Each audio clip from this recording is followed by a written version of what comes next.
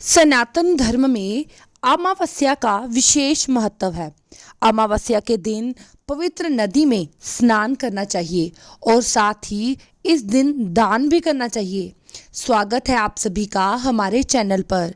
आज की इस वीडियो में आप सुनने वाले हैं 16 मई 2026 शनिचारी अमावस्या व्रत की कथा। इस दिन वट सावित्री का व्रत भी रखा जा रहा है और अमावस्या भी शनिवार के दिन पड़ रही है, जो अपने आप में एक दुर्लभ संयोग है। अमावस्या के दिन भगवान शिव और माता पार्वती की उपासना की जाती है। इस दिन पीपल के वृक्ष की उपासना की जाती है। मान्यता के अनुसार पीपल के वृक्ष में सभी देवताओं का वास होता है, इसलिए इस दिन पीपल के पेड़ में जल अर्पित करने से सभी मनोकामनाएं पूरी होती हैं। और ज्येष्ठ की अमावस्या, जिसे बड़मावस और बरसाती अमावस्या भी कहते हैं, इस दिन का तो और अधिक महत्व है, क्योंकि इसी दिन शनि जयंती मनाई जाती है और इसी दिन सुहागिनों के बीच में प्रसिद्ध वट सावित्री व्रत भी रखा जाता है। इस दिन बट वृक्ष की पूजा की जाती है। बट वृक्ष की पूजा करने से पति की आयु लंबी होती है, पति पर आया संकट टल जाता है और घर में सुख समृद्धि बनी रहती है। तो प्रिय श्रोताओं, आज की इस वीडियो में आप सुनेंगे ज्येष्ठ अमावस्या की संपूर्ण कथा। आज के दिन आपको वट सावित्री की, शनिदेव की, अमावस माता की कथा अवश्य सुननी चाहिए। जिस घर में आज के दिन ये कथा पढ़ी या सुनी जाती है, उस घर में सदैव शनिदेव की कृपा बनी रहती है। उस घर में कभी आर्थिक संकट नहीं आता। उस घर के सभी सदस्यों की मनोकामनाएं पूर्ण होती हैं और सभी श्रद्धा और विश्वास रखकर इन कथाओं को सुनिए। वट सावित्री व्रत कथा, सावित्री और सत्यवान की कथा सबसे पहले महाभारत के वन पर्व में मिलती है। जब युधिष्ठिर महाराज ने मार्कंडेय ऋषि से पूछा था, हे ऋषिवर, क्या कोई और भी ऐसी स्त्री थी जिसने द्रौपदी जितना कठिन व्रत किया था? तब मार्कंडेय ऋषि उन्हें विस्तार पूर्वक देवी सावित्री की कथा सुनाते हैं, जिसे एक समय महादेव जी ने देवी पार्वती को सुनाया था। कथा के अनुसार मध्य देश के राजा अश्वपति ने पत्नी सहित संतान के लिए वट सावित्री का विधि पूर्वक व्रत और पूजन करके पुत्री होने का वर प्राप्त किया। सर्वगुण संपन्न देवी सावित्री ने पुत्री के रूप में अश्वपति के घर कन्या के रूप में जन्म लिया। कन्या के युवा होने पर अश्वपति ने अपनी मंत्री के साथ सावित्री को अपना पति चुनने के लिए भेज दिया। सावित्री अपने मन के अनुकूल वर का चयन करके जब वापस लौटी, तो उसी दिन देवर्षि नारद उनके यहाँ पधारे। नारद जी के पूछने पर सावित्री ने कहा, महाराज, धम्मसेन के पुत्र सत्यवान की कीर्ति सुनकर मैंने उन्हें पति में वर्ण कर लिया है। नारद जी ने सत्यवान और सावित्री के ग्रहों की गणना करके अशुपति को बधाई दी और सत्यवान के गुणों की भूरी भूरी प्रशंसा की और साथ में ये भी बताया कि सावित्री के 12 वर्ष की आयु होने पर सत्यवान की मृत्यु हो जाएगी। नारद जी की बात सुनकर अश्वपति का चेहरा मुरझा गया। उन्हें ये जानकर बड़ा दुख पहुंचा। तब उन्होंने अपनी पुत्री सावित्री से किसी अन्य को अपना पति चुनने की सलाह दी, किंतु सावित्री ने उत्तर दिया कि पिताजी, आर्य कन्या होने के नाते जब मैं सत्यवान का वर्ण कर चुकी हूँ, तो वह अब अल्प आयु हो या दीर्घायु हो, मैं किसी अन्य को अपने हृदय में स्थान नहीं दे सकती। देवी सावित्री ने नारद जी से सत्यवान की मृत्यु का समय ज्ञात कर लिया। कुछ समय के बाद सत्यवान और सावित्री का विवाह हो गया। अब सावित्री अपने सास ससुर और पति के साथ जंगल में रहने लगी। नारद जी द्वारा बताए हुए 3 दिन से पहले ही सावित्री ने उपवास शुरू कर दिया। नारद जी द्वारा निश्चित तिथि को जब सत्यवान लकड़ी काटने के लिए वन को चले गए तो सास ससुर से आज्ञा लेकर सावित्री भी सत्यवान के साथ चल पड़ी। सत्यवान वन में पहुंचकर लकड़ी काटने के लिए वृक्ष पर चढ़े। वृक्ष पर चढ़ने के बाद उनके सिर में भयंकर पीड़ा होने लगी। सत्यवान पेड़ से किसी तरह नीचे उतरे। सावित्री ने उन्हें बट के पेड़ के नीचे लिटाकर उनका सर अपनी गोद में रख लिया। सावित्री समझ गई कि अब उनके पति की मृत्यु का समय नजदीक आ पहुंचा है, किंतु वे बिल्कुल भी विचलित नहीं हुई। देखते ही देखते यमराज जी ने ब्रह्मा जी के विधान के रूपरेखा को सावित्री के सामने स्पष्ट किया और सत्यवान के प्राणों को लेकर चल पड़े। कहीं कहीं पर कुछ कथाओं में ऐसा भी उल्लेख मिलता है कि वट वृक्ष के नीचे लेटे हुए सत्यवान को सांप ने डस लिया। सावित्री सत्यवान को वट वृक्ष के नीचे ही लिटाकर यमराज के पीछे पीछे चल पड़ी। पीछे आती हुई सावित्री को यमराज ने वापस लौट जाने का आदेश दिया, किंतु देवी सावित्री ने विनम्रता पूर्वक कहा, महाराज, जहाँ पति जाते हैं वहाँ पर पत्नी को भी जाना चाहिए। यही पत्नी धर्म है और यही मर्यादा है। ऐसा कहकर सावित्री यमराज के पीछे पीछे चलने लगी। सावित्री की धर्म से प्रसन्न होकर यमराज बोले कि पति के प्राणों के अलावा कुछ भी मांग लो। सावित्री ने यमराज से अपने सास ससुर के आंखों की ज्योति दीर्घायु मांगी। यमराज तथास्तु कहकर आगे बढ़ गए।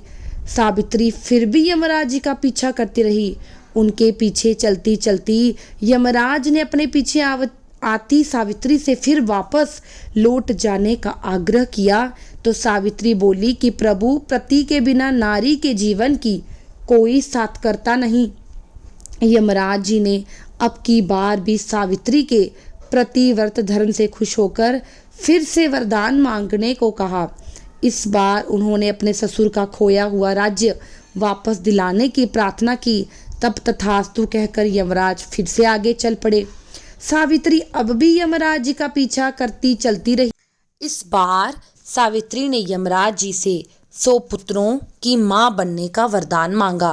पहले की तरह ही तथास्तु कहकर जैसे ही यमराज जी आगे बढ़े, सावित्री हाथ जोड़कर खड़ी हो गई और कहने लगी, प्रभु, अभी अभी आपने मुझे 100 पुत्रों की मां होने का आशीर्वाद दिया, किंतु पति के बिना मैं माँ किस प्रकार बन सकती हूँ। अपना ये तीसरा वरदान पूरा कीजिए। तब सावित्री की धर्म निष्ठा, ज्ञान, विवेक और प्रतिव्रत धर्म की बात जानकर यमराज जी ने सत्यवान के प्राणों को अपने पाश से स्वतंत्र किया। सावित्री सत्यवान के प्राणों को लेकर बट वृक्ष के नीचे पहुंच गई, जहां सत्यवान का मृत शरीर रखा था। सावित्री ने वट वृक्ष की परिक्रमा की तो सत्यवान जीवित हो उठे। तब सावित्री अपने पति सत्यवान के साथ अपने सास ससुर के घर पहुंच गई। अब सत्यवान के साथ उन्हें ज्योति मिल गई थी। इसके बाद उन्हें उनका खोया हुआ राज्य भी मिल गया। आगे चलकर सावित्री 100 पुत्रों की मां बनी। इसी प्रकार चारों दिशाएं सावित्री के प्रतिव्रत धर्म के पालन की कीर्ति से गूंज उठी। तभी से वट सावित्री व्रत रखने की परंपरा शुरू हो गई। ये थी वट सावित्री व्रत की कथा। अब सुनिए अमावस माता की कथा। पौराणिक कथा के अनुसार एक गांव में सास और बहू अकेले रहते थे और उनका बेटा विदेश में कमाने गया था। सास और बहू बहुत प्रेम से रहते थे। दोनों एक दूसरे की देखभाल करते थे। एक दिन बहू ने खाना नहीं खाया। तब सास बहू से पूछने लगी, बेटा, आज तुमने खाना नहीं खाया? तब बहू कहने लगी, सासू माँ, आज मेरा अमावस माता का व्रत है, इसलिए मैंने खाना नहीं खाया। तब सास ने कहा, बहू, ये व्रत क्या होता है और इस व्रत को करने से क्या फल मिलता है, मुझे भी समझाओ। तब बहू कहने लगी, सासू माँ, अमावस माता का व्रत करने से बहुत पुण्य मिलता है, घर में अन्न धन बना रहता है, सुख शांति बनी रहती है, अटल सुहाग मिलता है, पुत्र की प्राप्ति होती है। इसी तरह से 3 पनौती अमावस माता का व्रत रखा जाता है और इस व्रत में हर वर्ष अलग अलग खाना खाया जाता है और विष्णु भगवान के मंदिर में चढ़ावा चढ़ाया जाता है या फिर किसी ब्राह्मण को दान दक्षिणा दी जाती है। इस व्रत में पहले साल शक्कर, घी और चावल से बना खाना खाया जाता है। पहले साल व्रत पूर्ण होने के बाद 1.25 किलो चावल और 1 कटोरी घी, शक्कर का दान किसी ब्राह्मण देवता को दिया जाता है। दूसरे साल जौ, घी और शक्कर से बना खाना खाया जाता है। इसी तरह जब दूसरे साल का व्रत पूर्ण हो जाए, 1.25 किलो जौ, 1 कटोरी घी, 1 कटोरी शक्कर किसी मंदिर में चढ़ाया जाता है या किसी ब्राह्मण को दान में देना होता है। तीसरे साल गुड़, तिल और घी से बने व्यंजन खाने चाहिए। जब तीसरे साल व्रत पूर्ण हो तब आधा किलो तिल, गुड़ और 1 कटोरी घी किसी मंदिर में चढ़ाया जाता है या ब्राह्मण को दान दिया जाता है। इसी से ही सासू माँ 3 पनौती अमावस का व्रत कहा जाता है। फिर बहू बताने लगी, माँ जी इस व्रत का संकल्प लेने के बाद इसे पूरा करना जरूरी होता है। अगर पूरा नहीं कर सकते तब घर परिवार में झगड़ा और अशांति हो जाती है। तब सासू माँ कहने लगी, बहू मेरी तो उम्र हो गई लेकिन तुम ये व्रत जरूर करना। और तब बहू ये व्रत करना शुरू करती है। एक दिन बहू ने किसी के कहने पर गेहूं से बनी रोटी खा ली और अमावस्या माता इस बात से नाराज हो गई। जो सास और बहू कभी बहुत प्रेम से रहती थी, अब दोनों में झगड़े होने लगे। सभी गांव वाले हैरान थे, इनके घर में ये सब क्या हो रहा है। सास अपनी बहू को कहने लगी, जब से तुम हमारे घर में बहू बनकर आई हो तब से हमारे घर की लक्ष्मी चली गई है। तुम हमारे लिए बिल्कुल शुभ नहीं हो। तब बहू ने कहा, माँ जी आपके घर की लक्ष्मी चली गई है तो मुझे बताओ कि कहाँ मिलेगी, मैं लक्ष्मी को लेकर आऊँगी। तब सासू माँ कहने लगी, बहू लक्ष्मी तुम्हें समुंदर के बीच में भगवान विष्णु के पैर दबाते हुए मिलेगी। तब बहू ये कहकर चली जाती है, माँ जी अब मैं तो लक्ष्मी को लेकर ही आऊँगी, नहीं तो मैं इस घर में पैर नहीं रखूँगी। ऐसा कहकर बहू लक्ष्मी की खोज में चली गई। जब बहू लक्ष्मी की खोज के लिए निकली तब उसे बीच रास्ते में गाय मिली। गाय बहू से पूछने लगी, आप कहाँ जा रही हैं। तब बहू ने बताया कि मैं लक्ष्मी की खोज के लिए निकली हूँ। तब उसे बीच रास्ते में गाय ने कहा कि तुम लक्ष्मी जी से जब मिलोगी तब उनसे पूछना कि मेरे बछड़े क्यों मर जाते हैं। तो बहू कहने लगी, जरूर जब मैं लक्ष्मी जी से मिलूंगी तब आपका भी पूछ लूंगी कि आपके बछड़े क्यों मर जाते हैं। इसके बाद बहू आगे चल पड़ी। अब गाय ने जब ये बहू से कहा तो वो सोच विचार करने लगी कि मैंने ऐसे कौन से कर्म किए हैं जिसकी सज़ा मुझे मिल रही है। मैं ज़रूर आपके बारे में पूछूंगी। आगे बढ़ी, रास्ते में घोड़ी मिली जिसके गले में घंटी बंधी थी। घोड़ी ने कहा, बेटी तुम मेरे दुख का निवारण लक्ष्मी जी से पूछ लेना। तब बहू कहने लगी, मैं ज़रूर पूछूंगी। ऐसा कहकर बहू आगे बढ़ी। जाते ही बहू को एक अंधा और बहरा बुजुर्ग मिला। उसने भी बहू से अपनी समस्या के निवारण के लिए पूछा। तब बहू उसकी समस्या भी भगवान से पूछने का कहकर आगे बढ़ गई। आगे जाते बहू को बूढ़ी औरत मिली जो कि हाथ और पैर से अपाहिज थी। उसने भी बहू से कहा, बेटी जब तुम भगवान से मिलो तो उनसे पूछना आखिर मैं अपाहिज क्यों हुई, मैंने ऐसे कौन से कर्म किए। तब बहू उसकी समस्या पूछने के लिए तैयार हो गई और फिर आगे बढ़ गई। आगे जाते जाते बहू थक गई और एक आम के पेड़ के नीचे बैठी। आम का पेड़ खुश होकर बहू से कहने लगा, बेटी तुम यहाँ क्यों आई हो, कहाँ जा रही हो। तब बहू कहने लगी, वो लक्ष्मी जी को लेने जा रही है। पेड़ भी अपनी समस्या भगवान से पूछने के लिए कहने लगा कि मेरे पेड़ पर लगे हुए आम खट्टे क्यों हो जाते हैं। इस बारे में बहू रानी भगवान से जरूर पूछना। तब बहू पेड़ की समस्या लेकर आगे बढ़ गई। थोड़ी दूर जाने पर बहू को एक तलाई मिली। वह भी बहू से कहने लगी, बहू तुम भगवान से पूछना कि मेरी तलाई का पानी इतना मैला क्यों, कोई भी यहाँ आकर पानी नहीं पीता। तब बहू कहने लगी, जरूर पूछ लूंगी। ऐसा कहकर बहू आगे बढ़ गई। बहुत दिन से जंगल में चलते चलते थक गई, भूख भी लगी थी, खाने को कुछ नहीं मिला। भूख और प्यास से बेचैन हो गई और जंगल में बेहोश हो गई। उसी समय भगवान हरि और माता लक्ष्मी घूमते हुए उधर से जा रहे थे।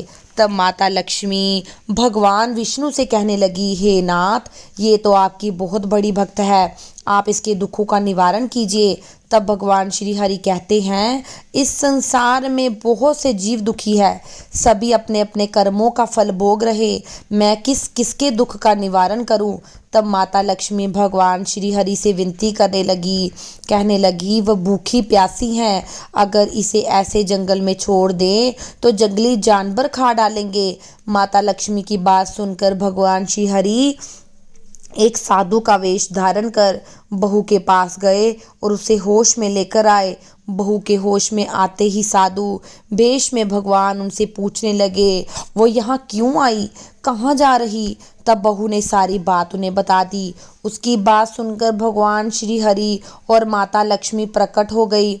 उनके साथ प्रकट हुई अमावस माता भी बहू ये सब देखकर उनके चरणों में गिरकर उन्हें प्रणाम करने लगी।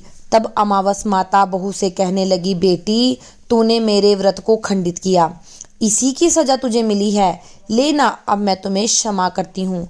अब तुम घर जाओ, तुम्हारा घर अन्न और धन से भर जाएगा, तुम्हारा घर सुंदर महल में बदल जाएगा और तुम्हारी सारी मनोकामनाएं पूर्ण हो जाएंगी। और ये सब होने के पश्चात बहू ने रास्ते में जो जो मिला था उन सभी के दुखों का निवारण करने के लिए विनती की। तब भगवान श्री हरि कहने लगे, गाय ने कभी अपना दूध किसी और को नहीं पिलाया, इसी कारण उसके बछड़े जिंदा नहीं रहते। तुम उसका दूध पीना, उसके बछड़े जिंदा रहने लगेंगे। घोड़ी पिछले जन्म में आटा पीसने वाली महिला थी, किसी को आटा पीस कर नहीं देती, इसलिए उसके गले में चक्की के पाट बंधे। तुम उसके पाट खोल देना, वो बिल्कुल ठीक हो जाएगी। और वह बुजुर्ग कभी भगवान के मंदिर नहीं गया, न कभी उसने भगवान के भजन सुने, उसे तुम मंदिर लेकर जाओ, मंदिर में भगवान के दर्शन करवाओ, इससे वो ठीक होगा। अपाहिज महिला, उसने अपनी जवानी में दान पुण्य नहीं किया, उसकी ये सजा मिली। तुम उससे कुछ भी दान करवा देना, उसकी विकलांगता दूर होगी। और वो आम का पेड़, उसने तो कभी अपने पेड़ के आम किसी बच्चे को खाने नहीं दिए, इसी कारण उसके सभी आम खट्टे हो गए। अब तुम उस पेड़ का आम खा लेना, फिर उसके बाद से उस पेड़ पर मीठे आम लगने शुरू हो जाएंगे। और तलाई का पानी पिछले जन्म में देवरानी जेठानी था, हमेशा लड़ती रहती, इसलिए उसका पानी मैला है। तुम उसका पानी पी लेना, तलाई शुद्ध हो जाएगी और फिर लोग वहां आकर पानी पीने लगेंगे। इस प्रकार बहू ने भगवान श्री हरि, माता लक्ष्मी और अमावस माता को प्रणाम किया, उन्हें धन्यवाद किया और अपने घर जाने के लिए तैयार हो गई। रास्ते में उसे जो भी मिला उनकी सभी समस्याएं भगवान के कहे अनुसार दूर करती गई और सभी ने उसे भर भर कर आशीर्वाद दिया। घर पहुंचते ही उसका टूटा फूटा घर एक सुंदर महल में बदल गया। उसके घर में अन्न और धन के भंडार भर गए। बहू ने सासू माँ से कहा, सासू माँ, आपने सच कहा था, मैं आपके लिए शुभ नहीं, मेरे जाने से ही आपके घर में लक्ष्मी आई, अब आप यहाँ रहें, मैं मरने जा रही हूँ। तब सास ने कहा, बेटी, ये सब तुम्हारे अमावस माता के व्रत करने का फल मिला है, तुम यहीं पर हो, अब तुम यहाँ से कहीं नहीं जाओगी।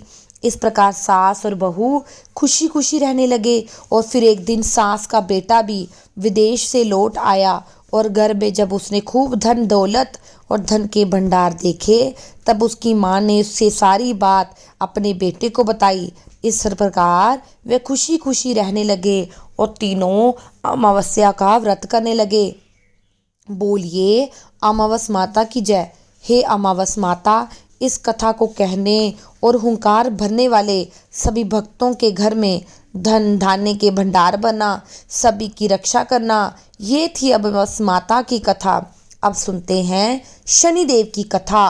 पुरानी कथा के अनुसार एक बार स्वर्ग में सबसे बड़ा कौन, इस प्रश्न पर सभी 9 ग्रहों में विवाद चल रहा था। सभी ग्रह कह रहे थे कि वह सबसे बड़े हैं और इस विवाद इतना बढ़ गया कि युद्ध की स्थिति उत्पन्न हो गई। कोई हल नहीं निकला। हल ना निकलते देख सभी 9 ग्रह देवराज इंद्र के पास पहुंचे। अब तो देवराज इंद्र को भी निर्णय लेना कठिन हो गया। देवताओं का प्रश्न सुनकर इंद्र भी कठिनाई में आ गए। तब देवराज इंद्र कहने लगे, नेवग्रहों, आपने इस प्रश्न को पूछकर मुझे परेशानी में डाल दिया। मैं इस प्रश्न का उत्तर देने में असमर्थ हूँ। हम सभी पृथ्वीलोक में उज्जैन नगरी में राजा विक्रमादित्य के पास चलते हैं। इस प्रकार सभी 9 ग्रह देवता उज्जैन नगरी जा पहुँचे। महल में पहुंचकर जब देवताओं ने अपना प्रश्न पूछा राजा विक्रमादित्य से, कुछ देर के लिए वो परेशान हो गए, क्योंकि सभी देवतागण अपनी अपनी शक्तियों के कारण महान थे। सभी नवग्रहों में किसी भी एक को छोटा या बड़ा कह देना उनके क्रोध का शिकार होना पड़ता था। अचानक राजा विक्रमादित्य को एक उपाय सूझा। उन्होंने कहा कि उन्हें न्याय करने के लिए विभिन्न धातुओं अर्थात स्वर्ण, रजत, कांसा, ताम्र, शीशा, रंगा, जस्तक, अभ्रक और लोह के 9 आसन बनवाए। दांतों के गुणों के अनुसार सभी आसनों को एक दूसरे के पीछे रखवा दिया। उन्होंने सभी देवता गणों को अपने अपने सिंहासन पर बैठने के लिए कहा। देवताओं के बैठने के बाद राजा विक्रमादित्य ने कहा, आपका निर्णय तो स्वयं हो गया। जो सबसे पहले सिंहासन पर विराजमान है वही बड़ा। इस तरह राजा विक्रमादित्य का निर्णय सुनकर शनि देवता, जो अपने सबसे पीछे के आसन में बैठे थे, अपने आप को छोटा जानकर क्रोधित हो गए। राजा विक्रमादित्य, तुमने पीछे बैठाकर मेरा अपमान किया तो मेरी शक्तियों से परिचित नहीं, मैं तुम्हारा सर्वनाश कर दूंगा।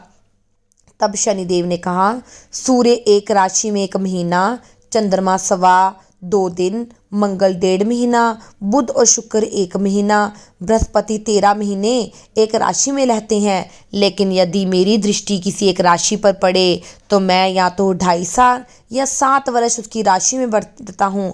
बड़े बड़े देवताओं को मैंने अपने प्रकोप से पीड़ित किया। जब श्री रामचंद्र जी की 7.5 आई तो उन्हें वन में जाना पड़ा। रावण की 7.5 आई तो युद्ध में मृत्यु का शिकार होना पड़ा। राजा, अब तू भी मेरे प्रकोप से नहीं बचेगा। इसी प्रकार अन्य ग्रहों के देवता बड़ी प्रसन्नता के साथ वहां से चले गए, लेकिन शनिदेव बड़े क्रोध से वहां से विदा हुए। राजा विक्रमादित्य पहले की तरह ही न्याय करते। उनके राज्य में सभी स्त्री पुरुष बड़े आनंद से अपना जीवन यापन कर रहे थे। इस प्रकार कुछ दिन ऐसे ही सुकून से बीत गए, लेकिन शनि देवता अपने अपमान को भूल नहीं पाए थे। वे राजा विक्रमादित्य से बदला लेने के लिए शनिदेव ने घोड़े का व्यापारी का रूप धारण किया और बड़े घोड़ों के साथ उज्जैन नगरी पहुंच। राजा विक्रमादित्य ने जब उज्जैन नगरी में घोड़ों के सौदागर को पहुंचता पाया तो अपने अश्वपाल को कहा कि कुछ घोड़े खरीद दो, क्योंकि राजा को घोड़े पालने का बड़ा शौक था। अब घोड़े तो बड़े कीमती थे। अश्वपाल ने जब वापस लौटकर इस बारे में राजा विक्रमादित्य को बताया तो राजा ने स्वयं आकर एक सुंदर और शक्तिशाली घोड़े को पसंद कर लिया। घोड़े की चाल देखने के लिए राजा उस घोड़े पर सवार हुए तो घोड़ा बिजली की तेज गति से दौड़ता हुआ राजा को दूर जंगल में ले गया और फिर वहां राजा को गिराकर जंगल से गायब हो गया। अब राजा अपने नगर को लौटने के लिए जंगल में भटकने लगा। उन्हें लौटने का कोई रास्ता नहीं मिला। भटकते भटकते जंगल में राजा को खूब जोर से भूख प्यास लगने लगी। काफी दूर भटकने के बाद राजा को चरवाहा मिला। राजा ने उसे पानी मांगा। राजा ने चरवाहे को अपनी अंगूठी दी, फिर उससे रास्ता पूछकर जंगल को निकल गया। पहुंच जाते जाते एक नगर में पहुंचा। अब राजा विक्रमादित्य ने एक सेठ की दुकान पर बैठकर कुछ देर तक आराम किया। उस सेठ से राजा ने बातचीत की। राजा के बारे में पूछा तो राजा ने बताया, मैं उज्जैन नगरी से आया हूँ।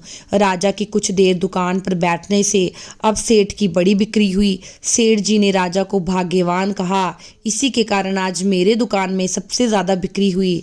खुश होकर वे राजा को अपने साथ अपने घर भोजन के लिए आमंत्रित करने लगा और अपने घर ले गया। सेठ के घर में सोने का एक हार खूंटी पर लटका था। राजा को उस कमरे में छोड़कर सेठ कुछ देर के लिए बाहर गया। तभी एक आश्चर्यजनक घटना वहां देखने को मिली। सोने के उस हार को खूंटी ने निगल लिया। वापस जब सेठ वहां लौटा तो हार नहीं था। हार को गायब देखकर उसने चोरी का संदेह राजा पर लगाया। और राजा, क्योंकि राजा उस रूम में अकेले बैठा था, राजा ने अब देखा कि ये तो मुझ पर इल्जाम लगा रहे हैं। अब सेठ ने क्या किया कि उस राजा के सैनिकों को बुलाया और कहा कि इस लड़के ने मेरा हार चुराया है। सैनिकों ने राजा को रस्सियों से बांधकर नगर के राजा के पास ले गए। जब राजा विक्रमादित्य से हार के बारे में पूछा गया तो उन्होंने बताया कि हार खूंटी निगल गई। इस पर राजा ने क्रोध किया। चोरी की सजा में विक्रमादित्य के हाथ पैर काट दिए। राजा की किसी बात पर किसी ने कोई विश्वास नहीं किया। अब सड़क पर छोड़ दिया गया। कुछ दिनों के बाद तेली उठाकर उसे अपने घर ले गया, कोल्लू पर बिठा दिया। अब राजा आवाज देकर बैलों को हाँकता रहा और इस तरह तेली का पैल चलता रहा। अब राजा को भोजन भी मिलता रहा। शनि के प्रकोप की साढ़ी साथी पूरी होने पर वर्षा ऋतु हुई। अब एक दिन राजा विक्रमादित्य मेघ मल्हार गा रहे थे। तभी नगर के राजा की लड़की राजकुमारी मोहिनी रथ पर सवार होकर उस तेली के घर से निकली तो उसे वो मल्हार बड़ा अच्छा लगा। दासी को बेचकर गाने वाले को बुलाने के लिए भेजा गया। तब दासी ने लौटकर राजकुमारी से कहा, राजकुमारी, वो अपंग राजा है, वो ही मेघ मल्हार गा रहा है। तो ये सब कुछ जानकर भी राजकुमारी अपंग राजा से विवाह करने को निश्चित हो गई। राजकुमारी ने अपने माता पिता से ये बात कही कि वे अपंग से विवाह करना चाहती है। उनके माता पिता हैरान रह गए। बेटी को बड़ा समझाया, भाग्य में तो किसी राजा की रानी होना लिखा है, क्यों इस अपंग से विवाह करने पर अपने पांव पर कुल्हाड़ी मार रही है। लेकिन राजकुमारी ने अपनी जिद नहीं छोड़ी। जिद पूरी करने के लिए खाना पीना छोड़ दिया, अपने प्राण त्यागने का निश्चय कर लिया। आखिरकार राजा और रानी को विवश होकर अपंग विक्रमादित्य से अपनी राजकुमारी का विवाह करना पड़ा। विवाह के बाद राजा विक्रमादित्य और राजकुमारी उसी तेली के घर में रहने लगी। उसी रात सपन में शनिदेव ने राजा से कहा, राजा, तुमने मेरा प्रकोप देख लिया, मैंने तुम्हें अपने अपमान का दंड दिया। इसी प्रकार राजा ने शनिदेव से क्षमा कही और प्रार्थना करते हुए कहा, शनिदेव, आपने जितना दुख मुझे दिया किसी और को मत देना। तब शनिदेव ने कुछ सोचकर कहा, हे राजा, मैं तुम्हारी प्रार्थना स्वीकार करता हूँ।